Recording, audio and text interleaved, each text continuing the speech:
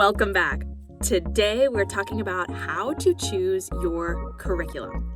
If you haven't watched the video before this one, be sure and go back and watch it before proceeding. My name is Sarah Waycamp, and in 2022, my family and I transitioned into homeschooling. As I was going through the process of setting our family up for homeschooling, I kept wishing that there was a step-by-step instruction manual, someone to hold my hand and help me to figure everything out.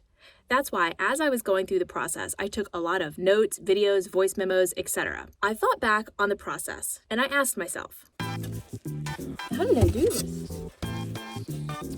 What can be improved? What mistakes did I make? And how would I change this process to make it better? I used the answers to those questions to devise my own framework to help other parents get themselves transitioned into homeschooling.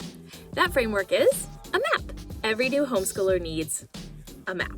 Today we're going to use a map to help us choose curriculum. Our first step is awareness. What do we need to be aware of before we dive into actually buying and introducing curriculum? First, we need to be aware of a few definitions. The first thing to define is why. Your why is the 30,000-foot reason of why you're homeschooling. In the last video, we discussed how to find your why and why it's so important to have it in place before you pick curriculum. When you're choosing your curriculum, it's also important you understand what an approach is.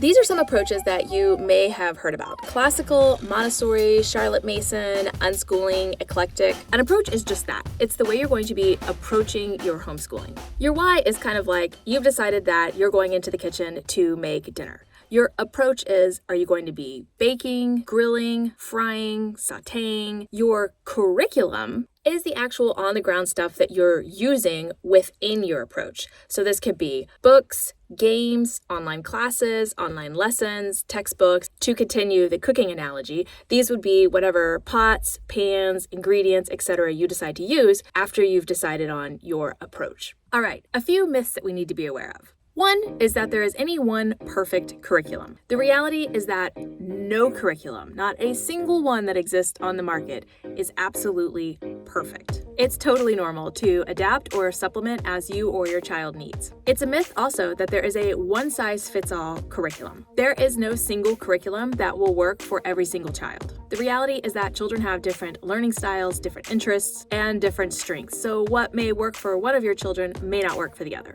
It's a myth that expensive equals better. High price does not always correlate with effectiveness. Some of the most enriching and effective learning that we have had has either been very low cost or free. It's a myth that teacher certification is required. It's a myth that you must replicate traditional school. All right, now some awareness around some common mistakes. I share mine with you in hopes that you can maybe avoid some of the same ones. One big mistake I made was thinking that I needed to teach each age separately. There are lots of subjects that lend themselves well to grouping multi-ages together. I also made the mistake of thinking that I had to pick one approach, one curriculum, and stick with it. I also made the mistake of thinking, right after we pulled our kids from public school, that I knew where they were academically. This was sadly far from the truth. I made the mistake of comparing our schooling to traditional schooling, and I also made the mistake of underemphasizing the importance of having a why in place before choosing curriculum. I know you are so eager to get your hands on the curriculum, get some choices, figure out what you're doing. I was ready for that too. And we're almost there. We have to make a stop first though in M, mindset. By stopping for a second to talk about mindset before actually buying curriculum, you are saving yourself a lot of time, energy, and money. So let's quickly run through some objections and limiting beliefs that might be coming up for you as you think about choosing curriculum. There are so many choices, I don't know where to begin. I'm not qualified. I can't teach the advanced subjects. I'm not creative enough. I have to follow a set schedule. I have to replicate traditional school. I must choose the perfect curriculum. I have to do it all. I can't adapt and change. If you have any or some of these objections or limiting beliefs, it absolutely makes sense. Society often emphasizes traditional schooling as the norm. You may hold some of these beliefs because you have been conditioned to think that only certified teachers can provide a quality education. You may also hold some of these beliefs because of a basic lack of information. Even as a certified teacher myself, I know that when I started, I didn't have a whole lot of knowledge around the different approaches and curriculums that were available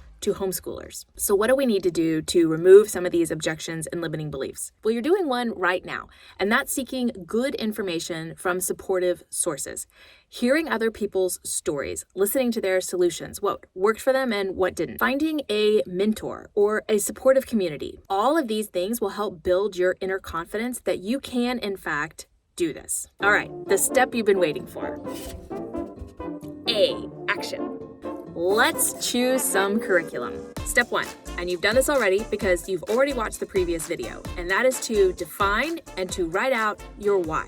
Step 2, we're going to try to identify your teaching style and your child's learning style. There is no need to try to get this perfect or know exactly what it is. It may change, and that's okay. We're just looking for a jumping off point. I have included a few resources below that you can click on to help you get an idea of what your approach might be, how you might feel comfortable teaching, and how your children might feel comfortable learning. As you're looking through these various approaches, you're also going to be thinking about how many hands-on activities you want versus how many digital activities and lessons you want. If you don't want to be using technology at all, that completely eliminates a whole host of curriculum choices that you don't even need to bother looking at. I can't overemphasize this enough. You can absolutely change your approach and change the curriculum that you're using. I have changed both approaches and curriculums multiple times. All right, you've established your why, you've picked an approach, now you're ready to actually get your hands on some curriculum. Armed with your why and the approach that you're going to at least start with, it makes it so much easier for you to narrow down curriculum choices that might work for you. For example, if you've chosen Charlotte Mason and you think that it will be best for you to teach your children literature, you can Google and start to look for Charlotte Mason literature. If you've decided to start with unschooling, you can start looking for some unschooling resources. As you're looking through various materials, make sure and look for materials that align with your why and the approach that you've chosen. Most publishers will provide details on what type of approach is being used in the resources that they offer. This is also a good time to join local or online homeschooling groups. You can look for the group based on the approach that you have decided on. So if you have chosen classical, you might look for classical homeschooling groups near me. In these groups, you can seek recommendations from parents who have already worked with different and various curriculums who could give you a lot of input on what worked for them and maybe what didn't. Many curriculum providers will offer samples or trial periods. Make sure and take advantage of these. As you're looking through the various curriculum, ask yourself, does this look like something that I would enjoy teaching? Is there enough support for me to actually teach this thing? Maybe you would like a line-by-line script.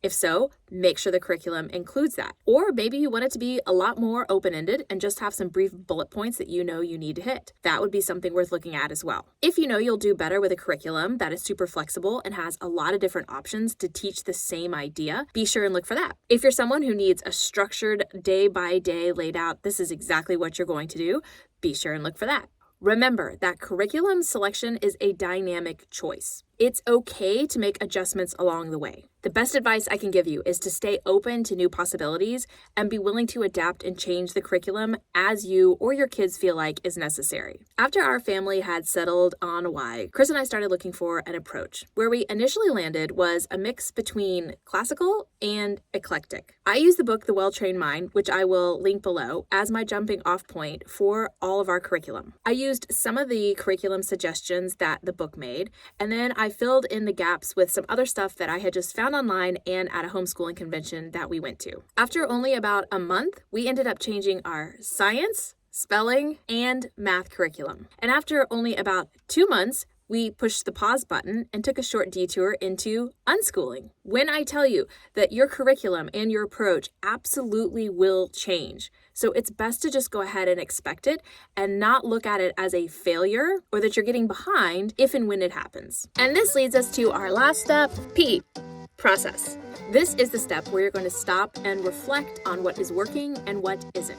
I find it very important to include the children in this process. I have a reflection sheet linked below that you can use to help your children reflect on what is working for them and what they might change. This is really important information to get from your kids and to reflect on yourself. It's going to help you to avoid boredom, burnout, and it will lead to more effective and efficient learning outcomes.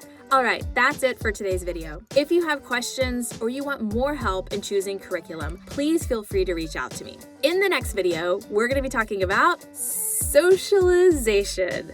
I can't wait. Thanks so much for watching, and I'll talk to you next time. Bye. Well, by stopping to talk about mindset before jumping in and choosing curriculum. In these groups, it's going to help you to avoid So let's quickly run through some We're gonna get there. If you haven't bought All right, that's it for today's video. If you have Okay, that's pretty well explained, I think.